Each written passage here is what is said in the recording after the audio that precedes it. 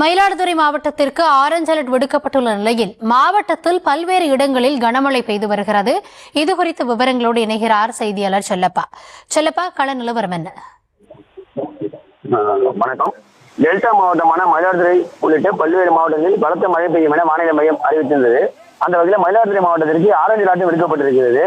மேலும் அந்த வகையில் மயிலாடுதுறை மாவட்டத்தில் 2 நாட்களாக வானம் மேகமூட்டத்துடன் காணப்பட்டு வந்த நிலையில இரவு மிதமான மழை பெய்தது. இந்த நிலையில் மாவட்டம் முழுவதும் இன்று காலை 6:30 மணி வரையிலான நிலவரப்படி சராசரியாக 14 மில்லிமீட்டர் மழையானது பதிவாகி இருக்கிறது. அதனைத் தொடர்ந்து தற்போது மயிலாடுதுறை மாவட்டத்தில் பரவலாக அநேக இடங்களில் கனமழையானது பெய்து வருகிறது. மயிலாடுதுறை மற்றும் சுற்றுவட்டார பகுதிக்கான செம்மனார் கோவில், ஆக்கூர், திருக்கடையூர், கொரையார், தரங்கம்பாடி, குத்தாலம், பூம்புகாறு, நீடூர், வடகரை, பழையார், திருமலைவாசல், வைத்தீஸ்வரன் கோவில், வானகிரி உள்ளிட்ட பல்வேறு இடங்களிலும் மிதமான கனமழையானது பெய்து வருகிறது. இந்த திடீர் கனமழையால் வாகன ஓட்டிகள் பொதுமக்கள் அவதியடைந்திருக்காங்க. மேலும் தற்போது கடல் அலையின் சீற்றம் கொஞ்சம் அதிகமாக இருப்பதாகவும் தெரிய வருகிறது. மீனவர்களும் தற்போது வீடுகளில் இருக்கின்றனர். அது மட்டுமல்லாமல் தற்போது மயிலாடுதுறை நகரில் பிரசித்தி பெற்ற கடைமுக தீர்த்தவாரி இன்று நடைபெற இருப்பதால் பல்லாயிரக்கணக்கான பக்தர்கள் பங்கேற்க உள்ள நிலையில் தற்போது மழை பெய்து வருவது அவருக்கு சிரமத்தை ஏற்படுத்தி இருக்கிறது.